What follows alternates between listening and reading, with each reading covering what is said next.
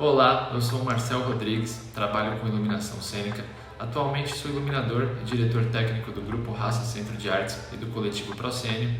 Esse é meu vídeo-aula do PROAC 39 e eu vou falar um pouco sobre a iluminação para a dança e seus conceitos técnicos básicos. Pensando na iluminação para a dança, nós temos as companhias profissionais, porém nós temos um outro grande mercado que é a dança acadêmica, onde as escolas de dança têm seus grupos, tanto para festivais competitivos, como para amostras ou para a apresentação do festival de final de ano. E eu sinto no dia a dia a dificuldade dessas pessoas em conversar com o iluminador e passar suas necessidades, o que realmente eles querem. Eu quis tratar desse assunto para facilitar a linguagem, as palavras do dia a dia, o cotidiano, falar um pouco sobre equipamentos, ângulos, para facilitar essa comunicação. Pensando nisso, as pessoas que poderiam ter interesse são as pessoas responsáveis pela criação da coreografia, pela manutenção, assistência e às vezes a circulação dessa coreografia. Então são coreógrafos, diretores, professores, assistentes, bailarinos. Sempre algum desses estão responsáveis por ir até a cabine de luz e pedir o roteiro de luz, as cenas, o que quer para cada momento. Então às vezes eles ficam muito nervosos, tensos e acabam saindo frustrados desse processo, né? Então o meu objetivo é falar um pouco sobre isso para facilitar essa comunicação. E falando em conceitos básicos de iluminação cênica, é importante a gente passar por alguns itens como ótica, equipamentos, ângulo, cor e temperatura e intensidade. Eu vou passar um pouquinho por cada item desse, falando de forma mais informal e clara possível. Pegando aqui o começo de conceitos óticos, a gente vai passar por beam e field e lentes. Falando na questão de beam e field de forma bem clara e simples, praticamente é o centro e a borda da luz. O centro é onde tem a luz principal e a borda é onde tem uma sobra, um resquício, seria uma outra área de iluminação. Aqui a área principal dominante e aqui uma sobra.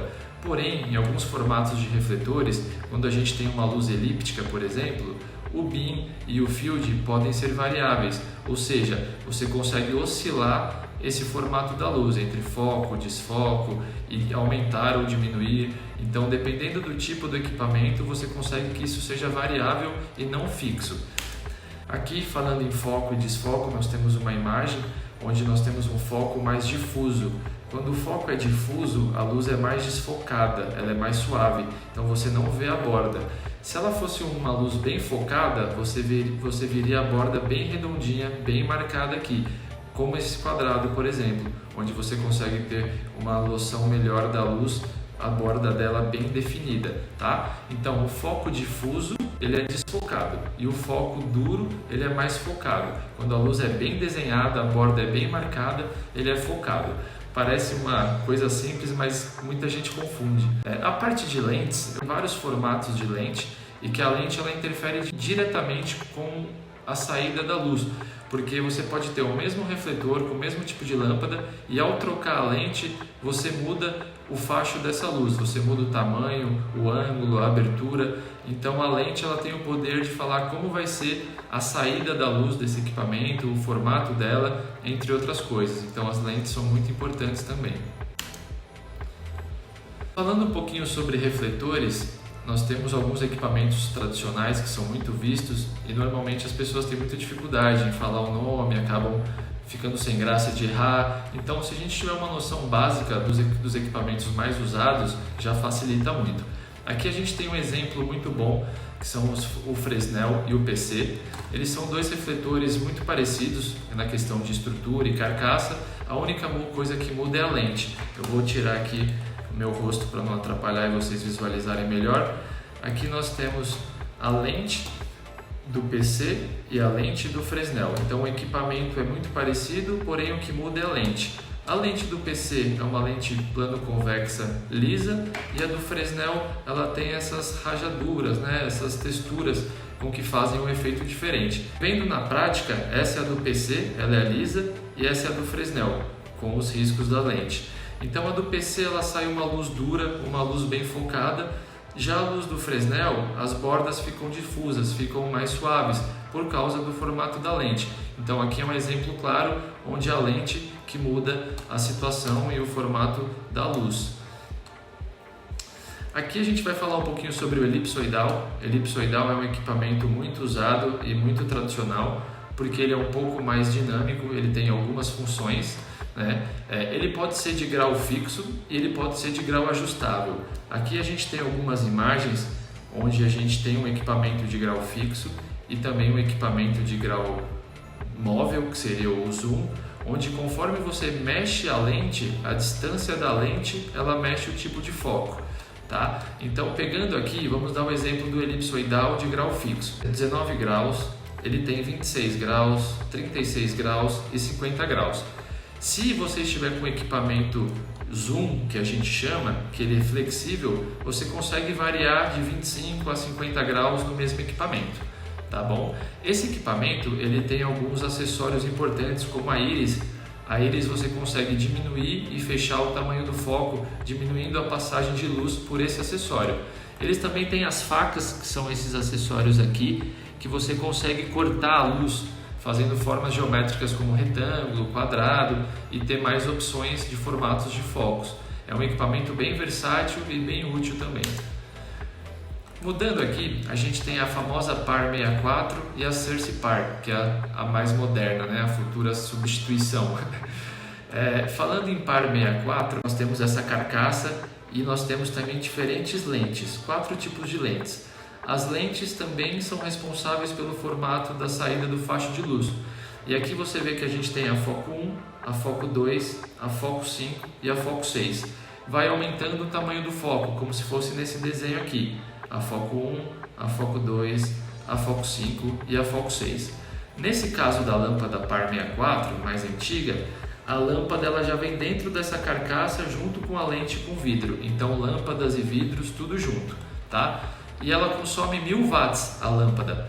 Já nessa Cersei Par nova, um pouco mais moderna, que é a substituição mais similar a essa, a lâmpada é de 575 watts e ela tem uma estrutura diferente. A carcaça e a lâmpada ficam dentro do equipamento e a lente é externa, é uma lente solta, onde você consegue trocar para os focos 1, 2, 5 e 6. Conforme essas lâmpadas aqui, essa você só troca a lente e não a lâmpada. E também atinge esse mesmo efeito. Esses refletores também são muito tradicionais e muito usados. Então a gente falou do PC e do Fresnel, falou do elipsoidal e agora a gente está falando da Par 64 e da Cersei Par. Nessa parte a gente vai para os equipamentos mais tecnológicos. São as lâmpadas Par LED e os Moving Lights, os equipamentos robóticos. A Par LED, nesse caso, é um equipamento fixo que não se mexe, porém ele consegue fazer as variações de cores. Ele pode ser RGBW, que a gente fala, que é a soma de cores como azul, vermelho, verde, branco. Ele consegue fazer as cores puras e as misturas. Já aqui, os Moving Lights são os equipamentos robóticos que são muito mais dinâmicos. Eles têm movimentações, eles se mexem, têm texturas, têm cores. Aqui nós temos alguns tipos de moving, né? Esse aqui, por exemplo, é um spot, onde ele é um pouco mais fechado, um pouco mais para focos, texturas. Já aqui é um moving light wash, é como se fosse um efeito de Par LED, só que com outros recursos, movimentação, zoom, aumenta e diminui o tamanho do foco. Então esses são os mais modernos e mais utilizados hoje em dia nessa questão de cor e texturas.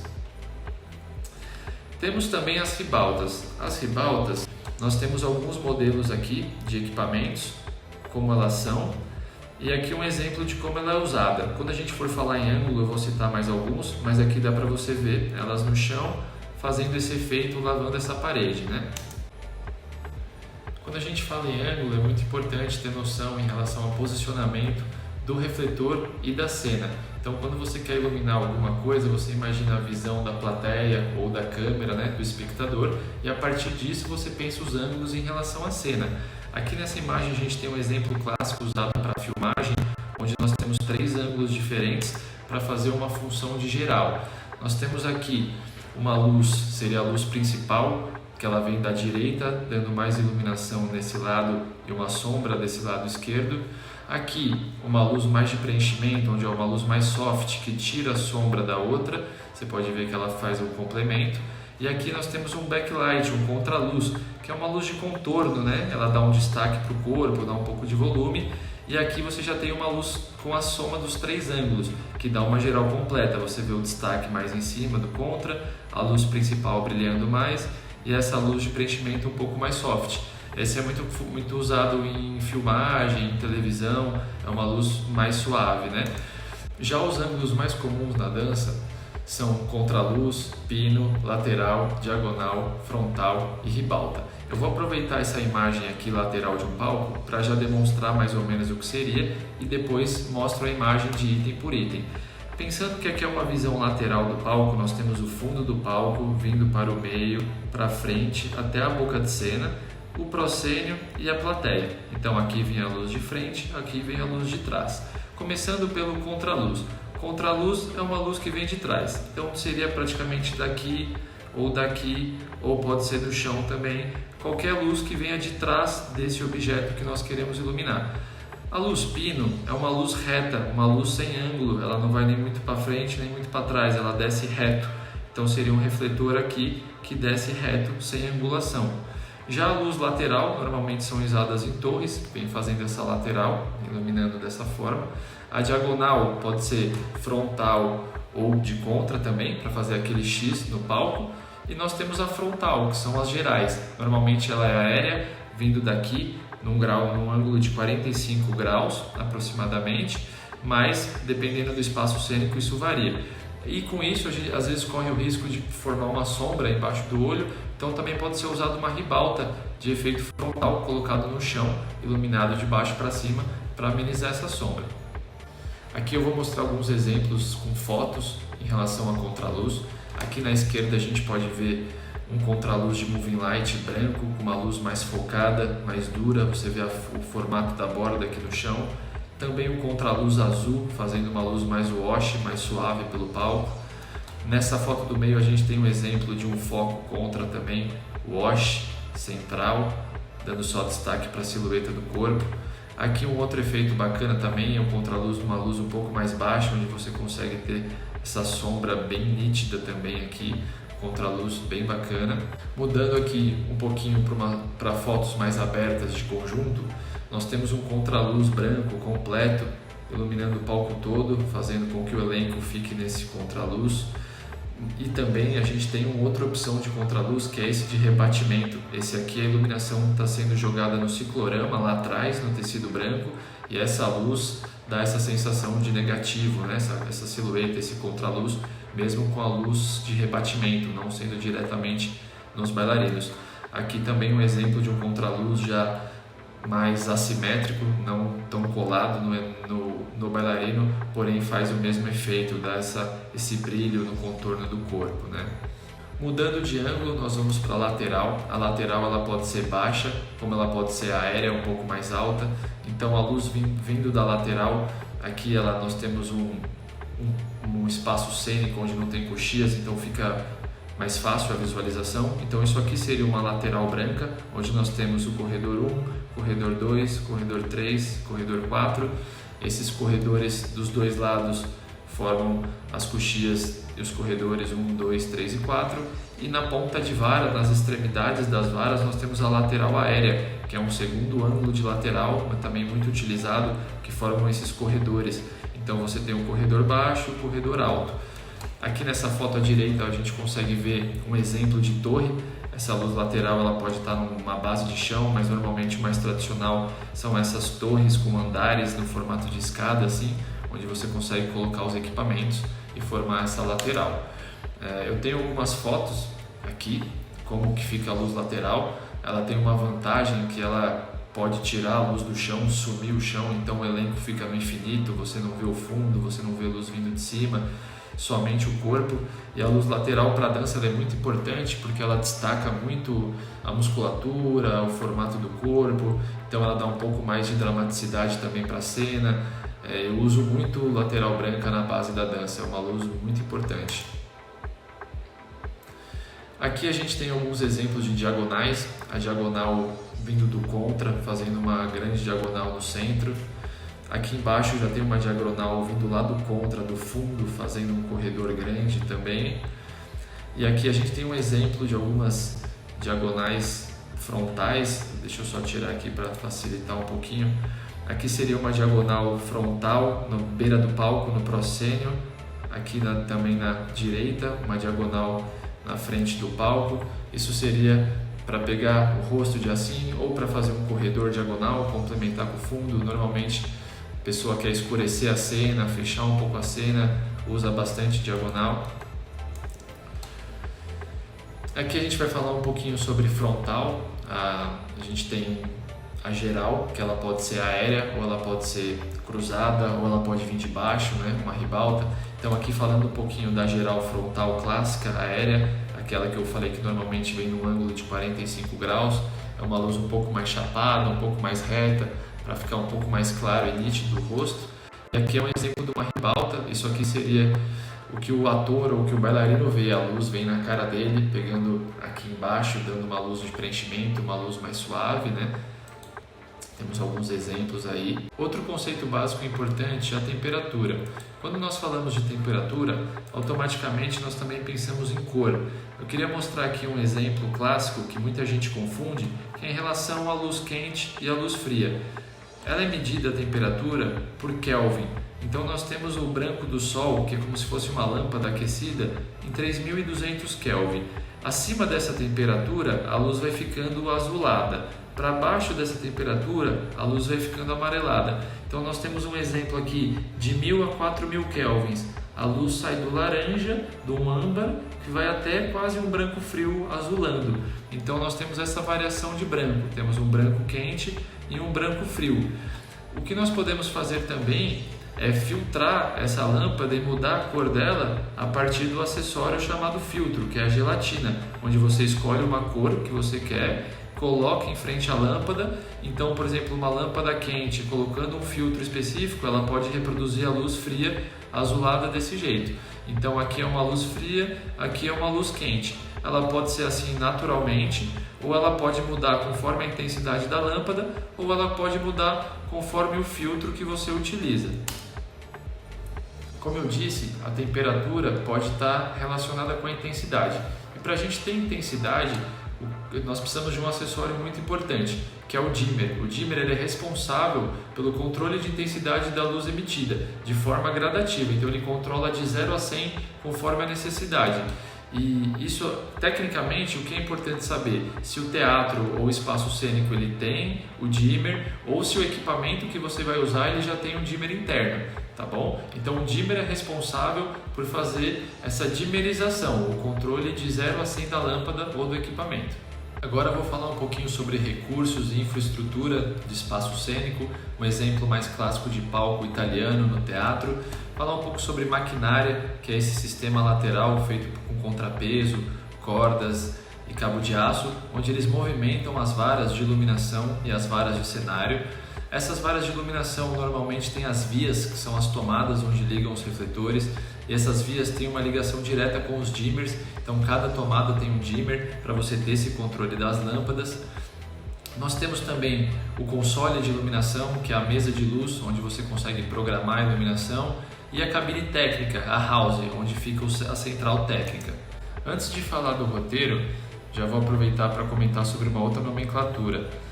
A cena é igual a uma kill, então para o iluminador, cada cena é uma kill, então é muito importante também ter isso dito, tá? Porque depois vocês vão acabar ouvindo isso mais para frente. Então o roteiro de iluminação ele é um documento muito importante e necessário, porque ele tem que conter todas as informações para o entendimento de cada cena.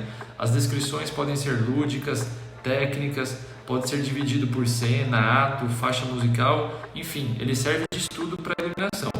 As informações básicas que tem que conter no roteiro praticamente é o número da kill, a deixa, que é quando essa kill é disparada, quando a cena é disparada, o tempo de entrada e saída, assim como quais os equipamentos estão sendo usados e de que forma. Por exemplo, a intensidade, a cor, a textura, tudo isso tem que conter no roteiro. Por quê? Quando o iluminador for reproduzir esse espetáculo em outro lugar, ele já tem tudo isso certinho, anotado, não vai ter dificuldade em reproduzir da forma mais original possível. Aqui nós temos alguns exemplos de roteiro de iluminação e também de lista de efeitos, que seria a identificação de cada equipamento, cada efeito que você tem. Tá? Aqui no roteiro de iluminação, as informações básicas seriam o número da cena, o número da kill, a deixa dela, em que momento ela acontece, o que contém dentro da cena, o tempo que isso entra, o tempo que isso sai, tudo isso tem que estar aqui no roteiro. Esse é um exemplo de roteiro para ser colocadas as informações. Aqui eu já tenho uma lista de efeitos, onde você pode numerar, colocar o tipo de equipamento e qual função ele faz.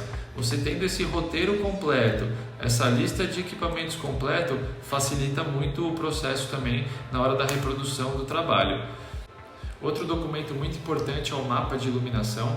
O mapa ele deve conter informações básicas como a planta do espaço, o palco, as varas de luz, varas de cenário, os equipamentos distribuídos nessas varas, também uma legenda identificando cada desenho referente a cada modelo de equipamento, o carimbo, onde contém informações como o nome do projeto, o diretor, o light designer, entre outras informações complementares. Aqui nós temos um mapa de iluminação, foi um espetáculo realizado em Campos do Jordão, Alice no País das Maravilhas. Então no mapa consta a planta do espaço em medidas, em escala, a medida do palco certinha. Temos também as medidas do cenário e da estrutura colocada, a disposição das varas de luz, assim como os equipamentos colocados cada um no seu devido lugar. Aqui embaixo, na legenda, você pode ver, temos o modelo do equipamento, a quantidade do equipamento, tudo certinho para identificação do desenho. Aqui é a parte do carimbo, onde consta as informações importantes, como os nomes dos responsáveis pelo projeto. Aqui já é a execução daquele mapa, mas no 3D, então a gente pega aquelas medidas do mapa e consegue reproduzir para o 3D. E aqui à direita já o local físico de verdade, o palco, as estruturas de cenário digital e as varas de iluminação, todas colocadas conforme distribuídas no mapa de luz. Tá? Aqui nós já temos outro mapa de espetáculo, um mapa diferente, seria o espetáculo espaço-corpo. Então nesse lado aqui a gente tem o mapa de luz, com todas as informações que eu já falei, e também aqui é a soma de dois documentos, o documento complementar, que é aquela lista de efeitos e de patch que eu falei. Então você consegue ver o número do equipamento, você bate aqui a lista, você vê o número, vê o modelo e vê o efeito dele. Então com isso você consegue montar tudo certinho, o mapa, a lista, o roteiro. Com esses 3 documentos você consegue reproduzir o projeto da parte digital para a parte física. Bom, com isso eu vou chegando ao final do vídeo, eu espero ter contribuído de alguma maneira.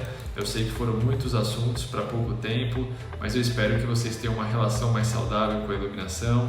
Eu me coloco à disposição para qualquer dúvida futura, é só me procurar, mandar mensagem. Nós estamos sempre abertos aí para trocar ideia, conversar. Muito obrigado, agradeço pela atenção mais uma vez e até a próxima.